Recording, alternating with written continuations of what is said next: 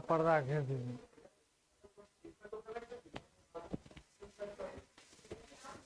Hello friends, आप सब कैसे हैं? प्रीवियस क्लास में हम इसके कुछ पॉइंट्स बताए थे, उसी को हम कंटिन्यू कर रहे हैं और कंटिन्यू करके इससे रिलेटेड कुछ क्वेश्चन को हम बताएंगे। आप सभी लोग जुड़ जाइए फटाफट, अपने दोस्तों को भी जुड़ने के लिए कहिए। सबको इन्विटेशन दे दीजिए कि सब लोग जुड़ जाए और जल्दी से इस क्लास को आगे बढ़ाते हैं। और इस क्लास को आगे बढ़ाते हुए राष्ट्रीय पाठ्यचर्या या एनसीईआरटी 2005 के विषय में कल बताए थे और उसी से रिलेटेड उसका कुछ विशेषताएं भी बताए थे और एनसीईआरटी 2005 के अनुसार किस तरह से ईवीएस क्लास को हम लोग एक प्रभावशाली क्लास बना रहे हैं, इसके विषय में भी आप लोगों को बताएंगे। किस तरह से एनसीईआरटी 2005 के द्वारा ईवीएस क्लास एक प्रभावशाली क्लास जो आपके सीटेट के लिए बहुत ही महत्वपूर्ण है। तो आप सभी जुड़ जाइए, एएससी क्लासेज में आप लोगों का स्वागत होगा। और मैं भूषण सर आप लोगों को एक नए क्लास, एक नए अंदाज में आप लोगों को इस वीडियो के माध्यम से ईवीएस क्लासेज को आगे बढ़ाने का काम कर रहे हैं। चलिए सबसे पहले हम लोग देखते हैं कि प्रीवियस डे या पिछले दिन जो हम लोग किए थे, इसके कुछ शिक्षण से रिलेटेड या ईवीएस से रिलेटेड कुछ चीज़ों को हम बताए थे जो कि बहुत ही महत्वपूर्ण था। इसमें 6 थीमों के बताए थे, 6 थीमों से रिलेटेड बहुत सारे चीज हम बता चुके थे आप लोगों को। उसी को आगे बढ़ाते हुए हम देखते हैं इसमें अगला पॉइंट को। अब यहाँ पर देखिए अगला पॉइंट कल बताए थे हम कि अभिप्रेरणा का सिद्धांत था, प्रिंसिपल ऑफ मोटिवेशन था, और उसी को हम आगे बढ़ाते हुए अब हम देखते हैं इसमें बताए थे आपको अभिप्रेरणा से किस तरह से शिक्षण का मुख्य केंद्र होता है। आप लोगों को कल भी बताए थे कि अभिप्रेरणा जो है वो बहुत ही महत्वपूर्ण है। किसी भी क्षेत्र का अगर बच्चा हो या किसी भी फील्ड का अगर कोई भी मानव हो जो निराश हो चुका है, अगर उसको हम प्रेरणा देते हैं तो वह निगेटिविटी से पॉजिटिविटी की ओर टर्न कर जाता है। इसीलिए यह बहुत ही महत्वपूर्ण था, इसको कल हम बता चुके थे। अब हम आते हैं नियोजन का सिद्धांत। ये देखिए नियोजन का सिद्धांत जो हम नियोजन का सिद्धांत आपको बता रहे हैं। नियोजन के सिद्धांत पर आते हैं। नियोजन का सिद्धांत आप लोगों को बताने के लिए जा रहे हैं। नियोजन का सिद्धांत, ये सबसे पहले हम देखते हैं यहाँ कि नियोजन का सिद्धांत के अंतर्गत हम किन बातों को ध्यान रखेंगे। अब यहाँ पे कह रहा है नियोजन। अब ये नियोजन नहीं है जो कि जिसको हम लोग नौकरी के लिए नियोजन में जाते हैं या इस तरह से। यह नियोजन, यहाँ नियोजन के सिद्धांत का मतलब होता है कि नियोजन के सिद्धांत का मतलब होता है कि हम लोग किस तरह से कोई भी कार्य करने या बच्चों को पढ़ाने के लिए या कोई भी कार्य अगर करते हैं तो उससे पहले उसको योजना बनाते। जैसे हम लोग या आप लोग बीएड में भी पढ़े होंगे कि अगर हम माइक्रो टीचिंग में जाते हैं तो माइक्रो टीचिंग से पहले सबसे पहला काम क्या होता है, उसको किसी भी चीज़ों को वह एक योजनाबद्ध तरीका देना या योजना बनाना। तो पहला जो काम है यहाँ वह है योजना का सिद्धांत, नियोजन का सिद्धांत। इस सिद्धांत के अंतर्गत क्या आता है कि एक योजना बनानी चाहिए आदमी। अगर कोई भी इसके अंतर्गत, इस सिद्धांत के अंतर्गत शिक्षण की एक योजना बनानी चाहिए। उसके बाद शिक्षार्थियों को अधिगम कराना चाहिए, जैसे हमको क्या पाठ पढ़ाना है और उस पाठ के अंतर्गत क्या क्या चीजें आएगी, इसके विषय में पहले योजना बनानी चाहिए। तत्पश्चात जो है वह छात्रों को हम अधिगम करा सकते हैं। तो इस तरह से इस सिद्धांत के अंतर्गत शिक्षार्थी के क्षमताओं, योग्यताओं आदि का भी ध्यान रखना चाहिए। हम लोग देखेंगे कि बच्चे को इसमें रुचि है या नहीं है, या इसको वह पढ़ना चाहता है कि नहीं पढ़ना चाहता, इन सारी बातों का ध्यान रख के हम इस योजना बनाएंगे। और इसके अंतर्गत और कुछ चीज अगर हम कर सकते हैं, जैसे उसका क्या लेवल है या क्या क्षमता है, उस चीज को वह समझ पा रहा है कि नहीं समझ पा रहा है, तो उसके अंतर्गत हम लोग इसी नियोजन या इसको कह सकते हैं हम लोग किसी योजना के अंतर्गत इसको रखेंगे। नेक्स्ट पॉइंट देखते हैं इसका नेक्स्ट पॉइंट हम देखते हैं। नेक्स्ट पॉइंट कह रहा है कि निश्चित उद्देश्यों का सिद्धांत। तो किसी भी अधिगम को कराने के लिए सबसे पहले एक निश्चित उद्देश्य होना चाहिए कि किसी जो भी काम हम लोग करते हैं, चाहे वह किसी तरह का किसी भी फील्ड में करते हैं या बच्चों से रिलेटेड अगर हम काम करते हैं तो बच्चों का एक निश्चित उद्देश्य होना चाहिए। अब इस सिद्धांत के अंदर क्या देखेंगे हम लोग, उद्देश्य का सिद्धांत, निश्चित उद्देश्य के सिद्धांत के अंतर्गत देखेंगे कि इस सिद्धांत के अंतर्गत लक्ष्य निर्धारित अधिगम कराया जाता है कि बच्चों को का जो लक्ष्य है या जो जिस क्लास में हुआ है उस क्लास को पास करवाना या उसके विषय में उसको जानकारी देना है, इससे रिलेटेड चीजों को इसके अंतर्गत हम लक्ष्य निर्धारित अधिगम को कराया जाता है। जब छात्रों को यह पता होता है कि उसके अधिगम का लक्ष्य क्या है, तब वह रुचि के साथ अधिगम करता है। जैसे हम देखते हैं कि वह उस तरह के पाठ को पढ़ाने का लक्ष्य वह रखेंगे कि जो पाठ उसको ज्यादा रुचि कर लगे, या बच्चों को देख लेंगे इस पाठ के अंदर उसको रुचि है कि नहीं है, तो उसका जो सिद्धांत है, उसका जो गोल है, उसका जो लक्ष्य है, उस लक्ष्य के का जो है ध्यान रखते हुए, लक्ष्य को ध्यान रखते हुए वह एक उस चीज को पढ़ाएंगे कि जिससे बच्चे उसको रुचि लेकर के आगे बढ़े या अपने अधिगम को प्राप्त करें। ये हो गया आपका कि निश्चित उद्देश्यों का सिद्धांत। इसके अलावा हम देखते हैं अब यहाँ एक बहुत ही महत्वपूर्ण है व्यक्ति विभिन्नताओं का सिद्धांत। इस चीज को आप सीडीपी में भी पढ़ते होंगे। जब विकास का सिद्धांत आप पढ़ते हैं तो विकास के सिद्धांत इंडिविजुअल डिफरेंस पढ़ते होंगे। उस विकास के सिद्धांत में ये चीज पढ़ते होंगे कि विकास की प्रक्रिया जो जीवन पर्यंत चलती रहती है, वह प्रक्रिया जो है सभी का एक समान नहीं होता, सभी का गति एक समान नहीं होता। उसकी जो पैटर्न है वह सेम होता है, लेकिन गति जो है विकास किसी का कोई दो व्यक्ति एक समान नहीं होता है।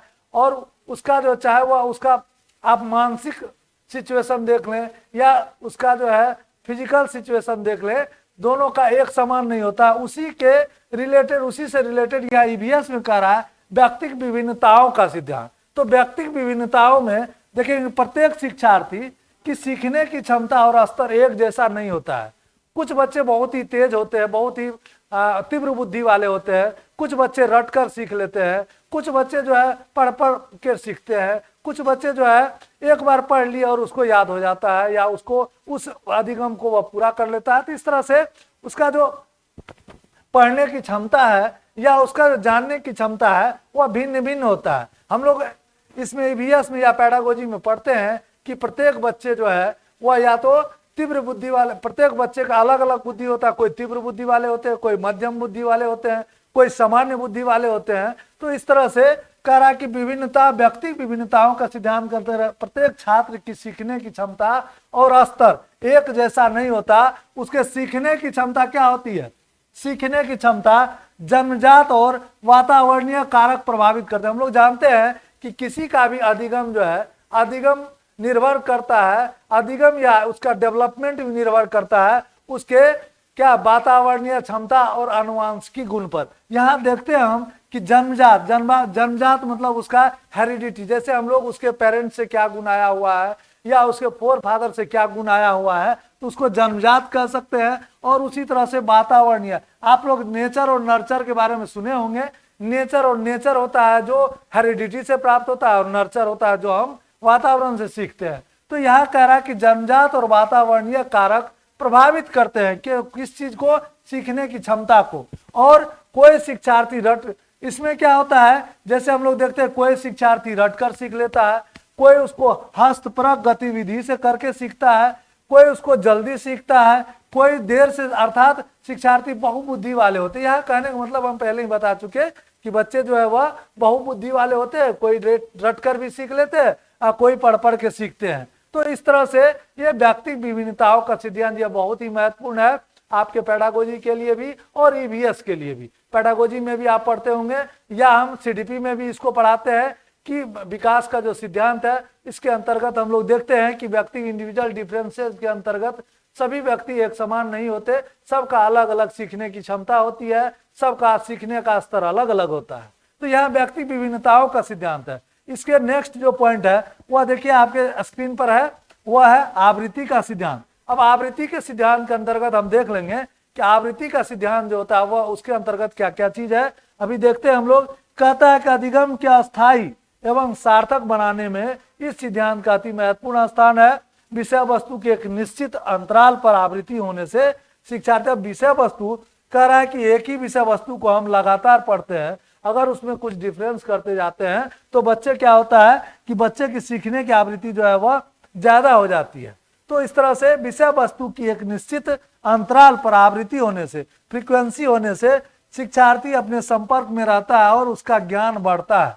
तो इससे क्या होगा कि कुछ अंतराल पर उसका आवृत्ति होने से या उसमें डाइवर्सिटी होने से या अलग अलग होने से वो क्या होगा कि शिक्षार्थी जो है वह और ज्यादा उसका ज्ञान को बढ़ाएगा और ज्ञान को बढ़ेगा, छात्र के ज्ञान बढ़ेगा और वह प्रभावशाली होगा। तो ये सिद्धांत देख लिए, व्यक्ति विभिन्नताओं का सिद्धांत, निश्चित उद्देश्यों का सिद्धांत, आवृत्ति का सिद्धांत। अब नेक्स्ट देखते हैं इसके अंतर्गत और कौन सा। आप देखिए इसमें आ जाता है लोकतांत्रिक या प्रजातांत्रिक मूल्यों का सिद्धांत। यह भी बहुत ही महत्वपूर्ण प्रिंसिपल है इसका। इसके अंतर्गत क्या होता है कि इस प्रकार में होना चाहिए, पाठ्यक्रम इस प्रकार का होना चाहिए कि वह प्रजातांत्रिक मूल्यों पर आधारित हो। अब प्रजातांत्रिक मूल्य मतलब उसको उस पर कोई चीज को थोपना नहीं है, किसी चीज का प्रेशर उसको नहीं देना है। बच्चे अपने लोकतांत्रिक ढंग से या प्रजातांत्रिक ढंग से, बच्चे आज जानते होंगे कि सीबीएसई में रूल है कि बच्चे को आप ना ज्यादा डांट सकते हैं, डांट क्या उसको आंख भी नहीं दिखा सकते हैं, पीटना तो है ही नहीं, रटाफिकेशन भी नहीं करा सकते हैं, तो कोई भी चीज उस पर थोपना है। एनसीएफ 2005 भी कहता है कि बच्चों को किसी भी चीज के लिए प्रेशर नहीं देना है। अगर बच्चा कम पढ़ रहा है, कम पढ़ने पर ही उसको ज्यादा ज्ञान हो रहा है तो ज्यादा पढ़ने के लिए उस पर प्रेशर नहीं डालना है। यहाँ कह रहा है कि पाठ्यक्रम इस प्रकार का होना चाहिए कि छात्रों में प्रजातांत्रिक मूल्यों का विकास हो, उसमें सामाजिक मूल्यों का विकास हो, सामाजिक मूल्य का विकास हो। कहने का मतलब है कि बच्चे जो है सामाजिक मूल्यों पर ज्यादा जोर दे और सामाजिक मूल्यों का भी विकास हो, इसीलिए उसको प्रेशर नहीं देना। वह अपने ये क्या कहते हैं स्वतंत्र रूप से उसको कल्पना करने का, उसको सोचने का मौका देना चाहिए कि न कि उस पर प्रेशर डालकर उसके कल्पनाशीलता को या उसका सोचने की क्षमता को कम करें। तो इस तरह से पाठ्यक्रम ईवीएस का ऐसा होना चाहिए जिससे बच्चे क्या हो कि लोकतांत्रिक ढंग से सीख सके और वो अपना विकास कर सके।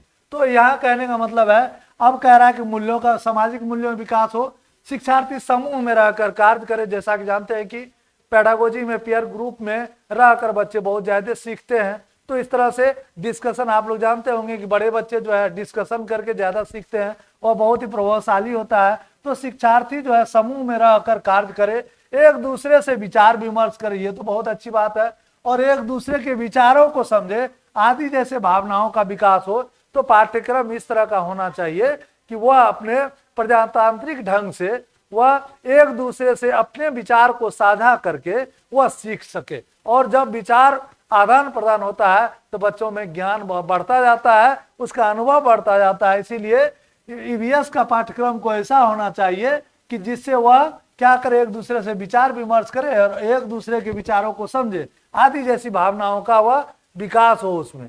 तो इस तरह से ईवीएस का पाठ्यक्रम। अब हम लोग इससे रिलेटेड, कल भी हम इस तरह के सिद्धांत में कुछ सिद्धांत बताए थे, उससे रिलेटेड सिद्धांतों को या उससे रिलेटेड जो सिद्धांत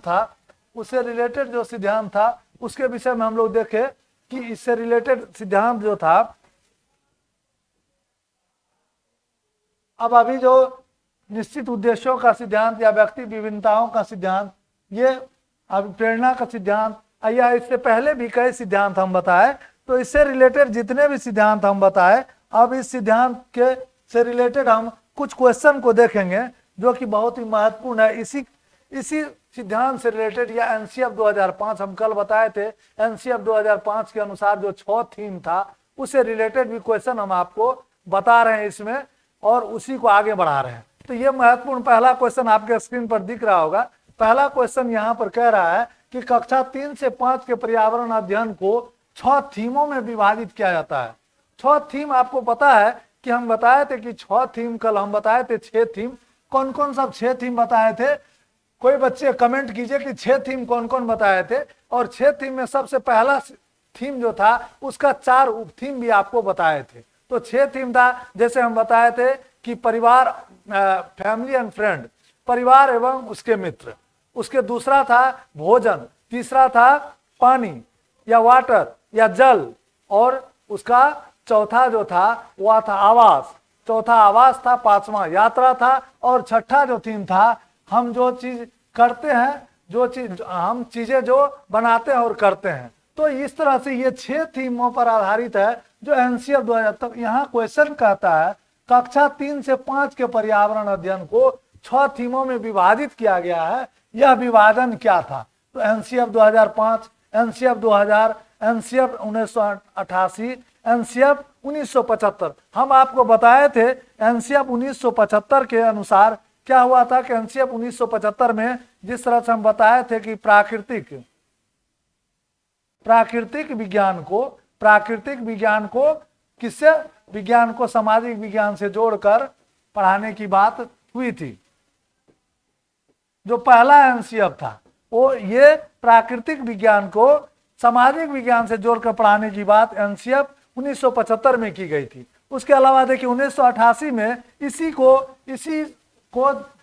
क्या किया गया था, सेम रहने दिया गया। एनसीएफ 2000 में इस तरह की बात आई थी कि सारे पाठ्यक्रमों को, चाहे वह सामाजिक विज्ञान हो, प्राकृतिक विज्ञान हो, सारे विषयों को एकीकृत करके पढ़ाने की बात हुई थी। ये अनुशंसा की गई थी, एकीकृत रूप से पढ़ाने के लिए अनुशंसा की गई थी। ठीक है, तो एकीकृत रूप से पढ़ाने की अनुशंसा 2000 एनसीएफ में की गई थी, लेकिन एनसीएफ 2005 में इसको इम्प्लीमेंट किया गया और उस अनुशंसा को मान लिया गया। इसके अलावा भी कई तरह के परिवर्तन करने के लिए कहा गया था एनसीएफ 2005 में, या सॉरी एनसीएफ 2000 में, और उसी को अनुशंसा को आगे बढ़ाते हुए 2005 में इसको क्या किया गया कि इम्प्लीमेंट कर दिया गया। यहाँ 6 थीम जो है विभाजित किया गया कक्षा 3 से 5 तक। तो इसका क्या था कि वह कौन सा आंसर होगा, एप्रोप्रिएट आंसर इसका हो जाएगा आपको एनसीएफ 2005। 6 थीमों में विभाजित किया गया था। यह विभाजन क्या था, तो एनसीएफ 2005 ने किया था। एनसीएफ 2005 के अनुसार इसको क्या किया था, एनसीएफ 2005 के अनुसार इसको जो है वह 6 थीमों में विभाजित किया गया था। चलिए अब नेक्स्ट क्वेश्चन देखते हैं। नेक्स्ट क्वेश्चन क्या कर रहा है, नेक्स्ट क्वेश्चन कर रहा है, इसका नेक्स्ट क्वेश्चन पर आते हैं जो इस चैप्टर से रिलेटेड है। कह रहा पर्यावरण अध्ययन के पाठ्यचर्या के भार को कम करने और छात्रों को सार्थकता पूर्वक सिखाने के लिए। अब देखिए यहाँ पे कह रहा है कि अध्ययन के पाठ्यचर्या के भार को कम करने, मतलब पाठ्यचर्या का भार कम हो जाए और विद्यार्थियों को सार्थकता पूर्वक सिखाने के लिए क्या क्या पढ़ाया जाता है। तो यहाँ पे कह रहा है पहला ऑप्शन है कि केवल सामाजिक अवधारणाओं को पढ़ाया जाता है। दूसरा कह रहा है कि केवल विज्ञान संबंधी अवधारणाओं को। तीसरा कह रहा है पर्यावरण संबंधी अवधारणाओं को। और चौथा कह रहा है, डी कह रहा है कि पर्यावरण अध्ययन एकीकृत रूप में पढ़ाया जाता है। अभी हम बताया आपको एनसीएफ 2005 में यह इंप्लीमेंट किया गया कि सामाजिक विज्ञान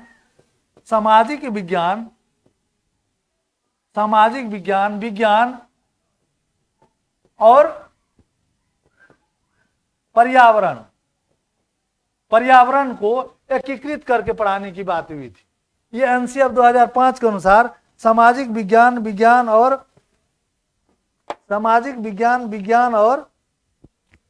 पर्यावरण, इसको सामाजिक विज्ञान और पर्यावरण ये तीनों को मिलाकर एकीकृत रूप से पढ़ाने की बात हुई थी। और उसी को हम लोग एकीकृत रूप से पढ़ाने की बात हुई थी, सामाजिक विज्ञान और पर्यावरण को एक साथ पढ़ाने की बात हुई थी। और ये पढ़ाने की बात किसमें हुई थी, एनसीएफ 2005 में। यहाँ कह रहा है कि आप पाठ्यचर्या के भार को कम करने और विद्यार्थियों को सार्थकता पूर्वक सीखने के लिए क्या किया गया था एनसीएफ 2005 में, क्या किया था बताइए।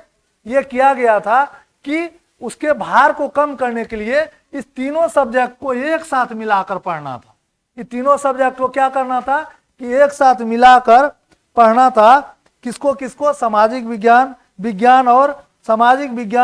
और क्या कहते हैं उसको कि प्राकृतिक विज्ञान, ये तीनों को एक साथ मिलाकर पढ़ना था।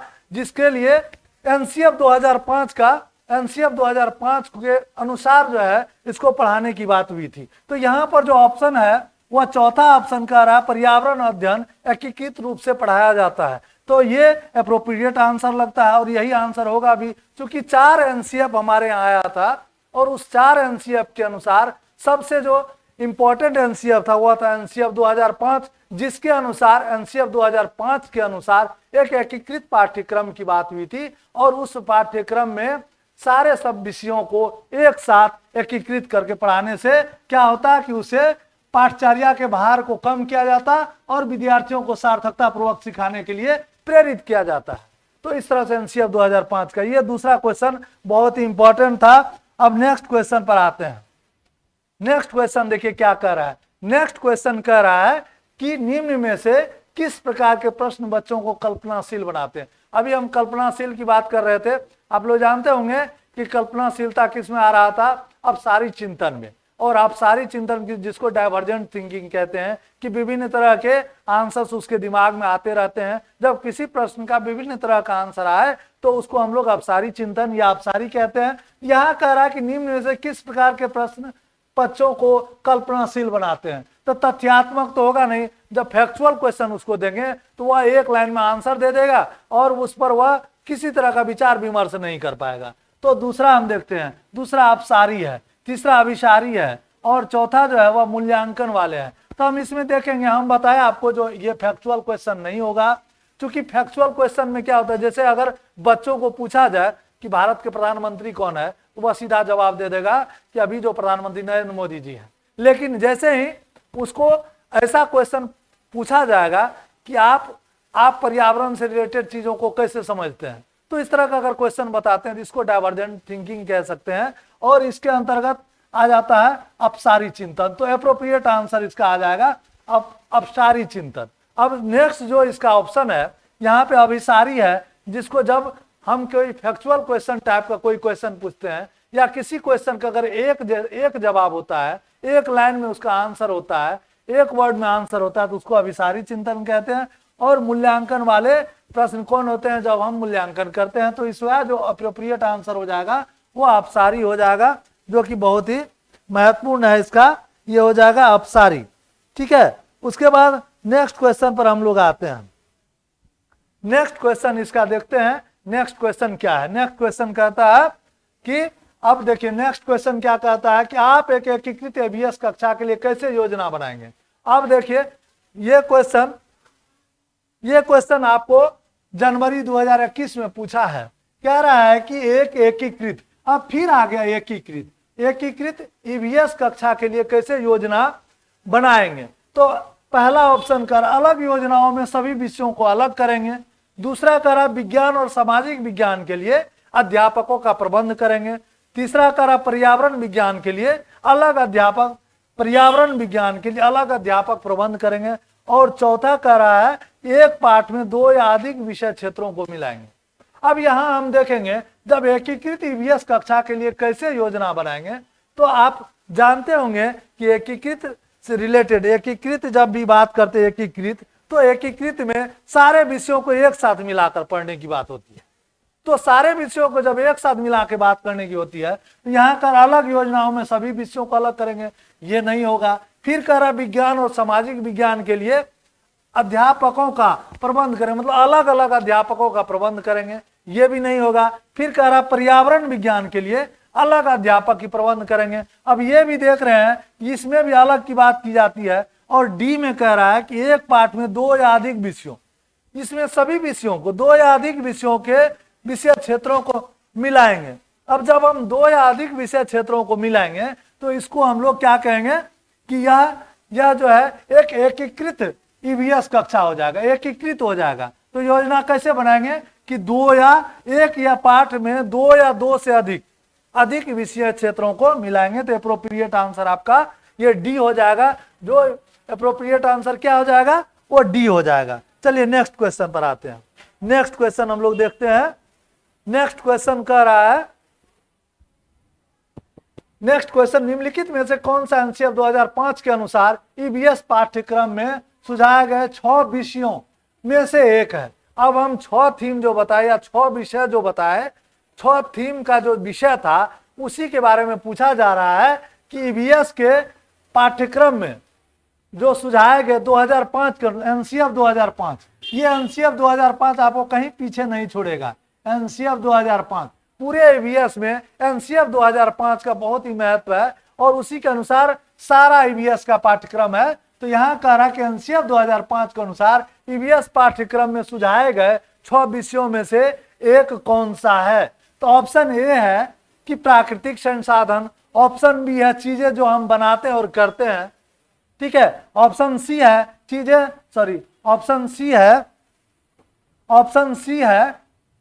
ऑप्शन सी कह रहा है कि चीजें कैसे काम करती है और डी है पदार्थ। डी क्या है, पदार्थ है। तो डी जो है वह पदार्थ है। तो पदार्थ को हम लोग किस तरह से करते हैं, चीजें जो हम बनाते हैं, चीजें जो हम करते हैं, या चीजें कैसे काम करती है, या पदार्थ। तो ये जो 4 ऑप्शन है इसमें देखेंगे कि एनसीएफ 2005 के अनुसार जो 6 थीम है ये भी नहीं है, ये नहीं है, ये नहीं है, तो बच जाता है ये चीजें जो हम बनाते और करते हैं। जो लास्ट वाला 6ठा थीम है उसको हम लोग कहते हैं कि ये जो है एनसीएफ 2005 के अनुसार अप्रोप्रिएट आंसर हो जाएगा। अब नेक्स्ट क्वेश्चन पर आते हैं। ये इतना इजी क्वेश्चन है, इसको आप लोग एक बार देख लेंगे तो आराम से आपको याद हो जाएगा, या आराम से आप समझ लेंगे इसको। ठीक है, नेक्स्ट क्वेश्चन पर आते हैं। नेक्स्ट क्वेश्चन कह रहा है इसका, देखिए नेक्स्ट क्वेश्चन क्या कह रहा है कि पुनीत ने अपने कक्षा 5 के छात्रों को मानव शरीर की एक रूपरेखा दी और उन्हें भोजन विषय पढ़ाने से पहले पाचन तंत्र को बनाने को कहा।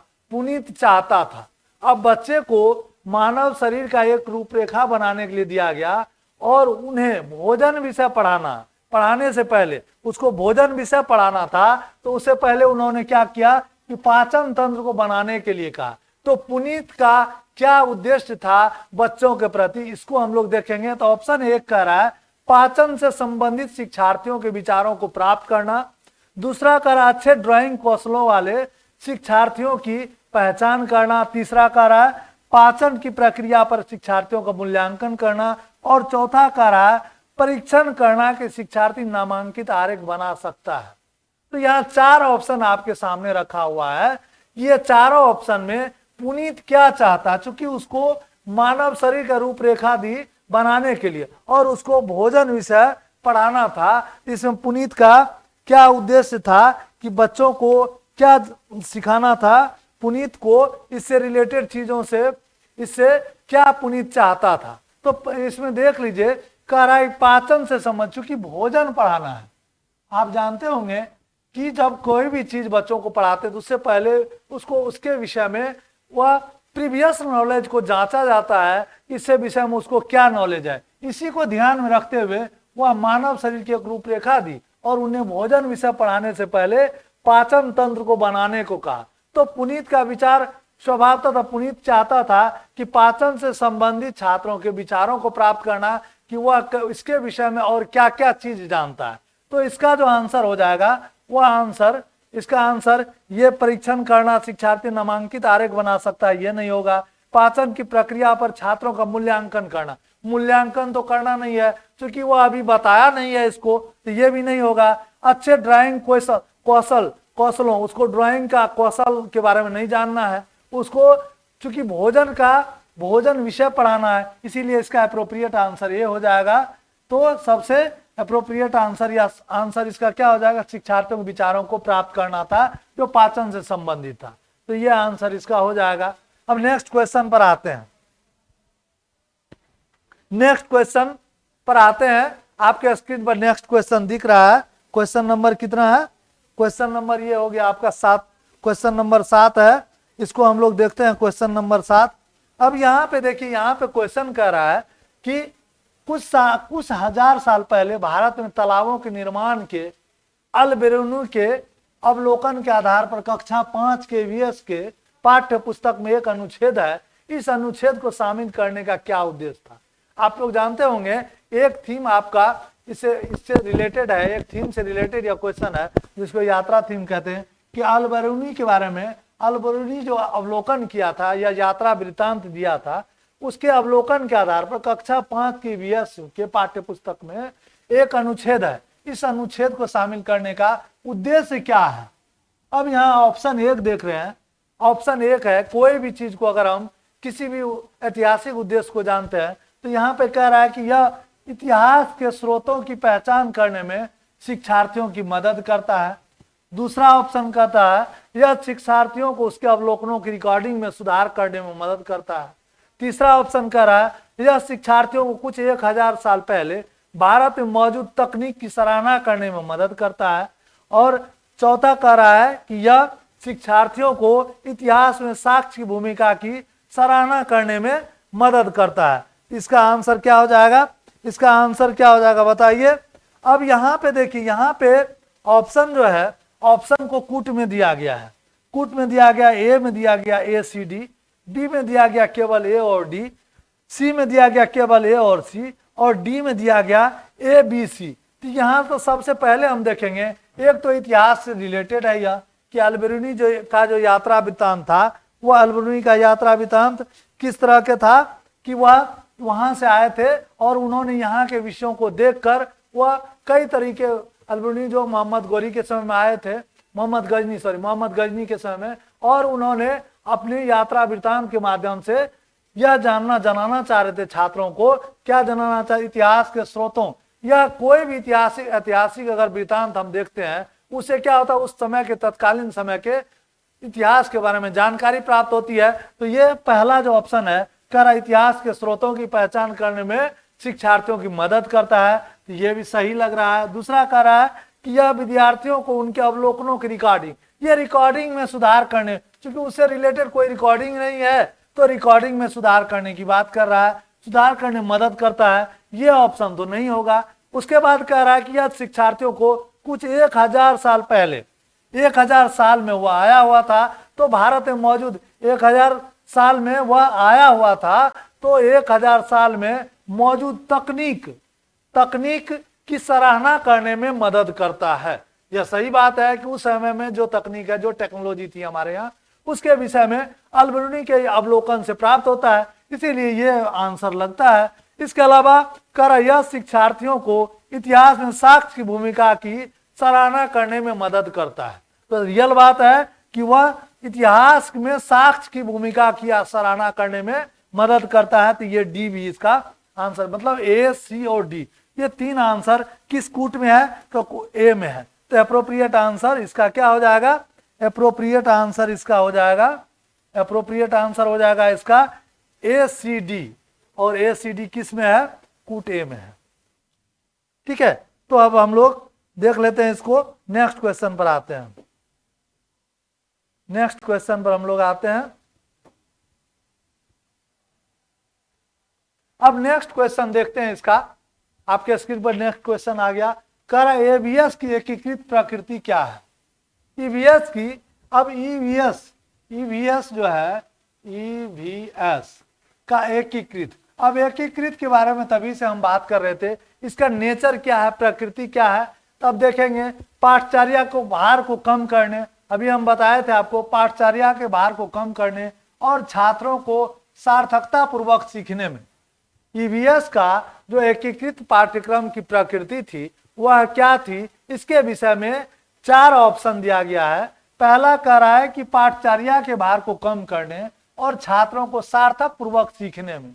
दूसरा कह रहा है कि शिक्षार्थी केंद्रित उपागम का पालन करने और संकल्पनाओं की अधिक संख्या का परिचय देने में।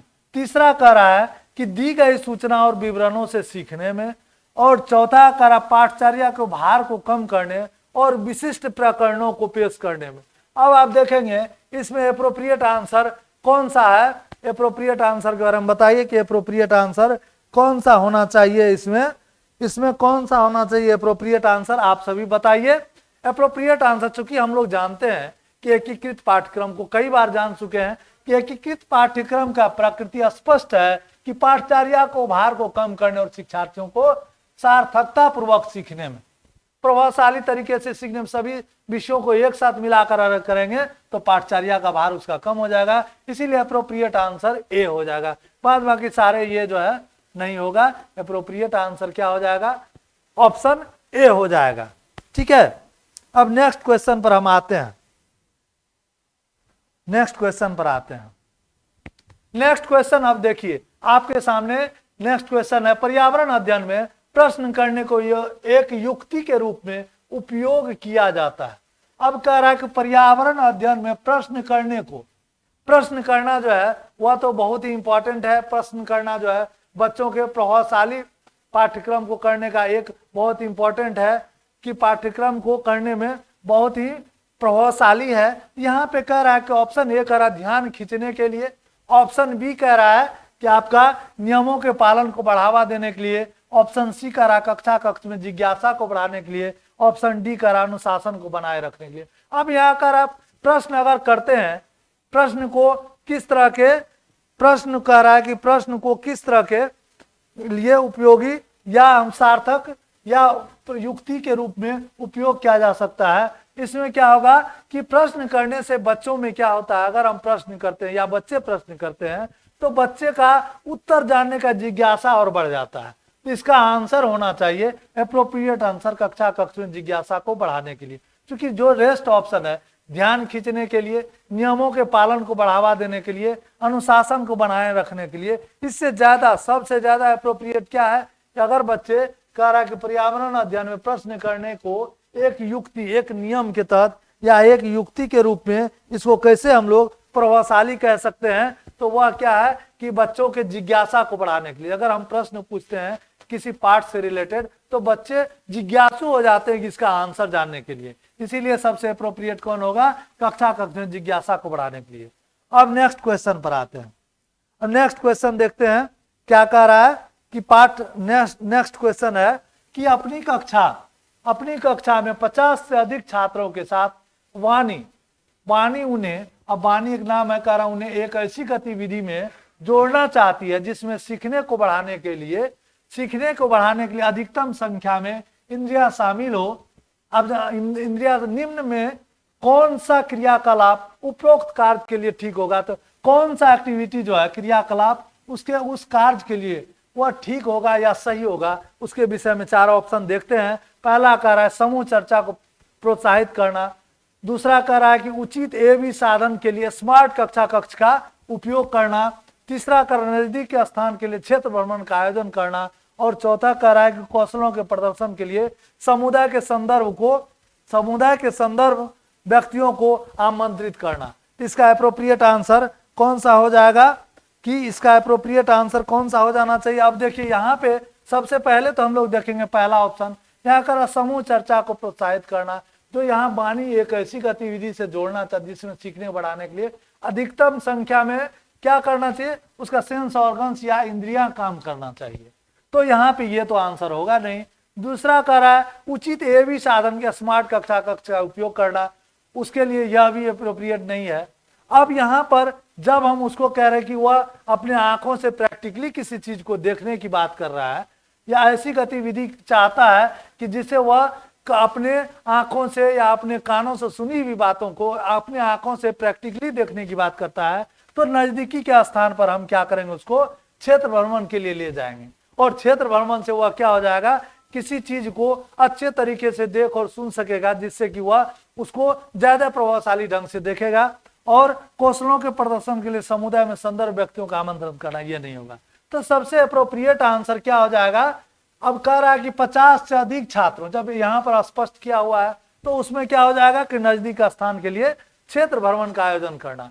अब आप देख लिए इससे रिलेटेड, इस चैप्टर से रिलेटेड ये 10 क्वेश्चन बहुत ही इंपॉर्टेंट था, और इस क्वेश्चन के माध्यम से आपका ईवीएस को सीखने में या 6 थीमों को जानने में और ज्यादा आपको जिज्ञासा बढ़ेगा। इससे रिलेटेड और क्वेश्चन को हम नेक्स्ट क्लास में लाएंगे। तब तक के लिए आप सभी को धन्यवाद। सभी अपने दोस्तों को शेयर कीजिए, और कहीं कोई दिक्कत होता है तो आप उससे कमेंट कीजिए, लाइक कीजिए, और जिससे कि हमारा भी मनोबल बढ़े और हम अच्छे से अच्छे क्वेश्चन और आपको लाके बताएं। धन्यवाद सभी को।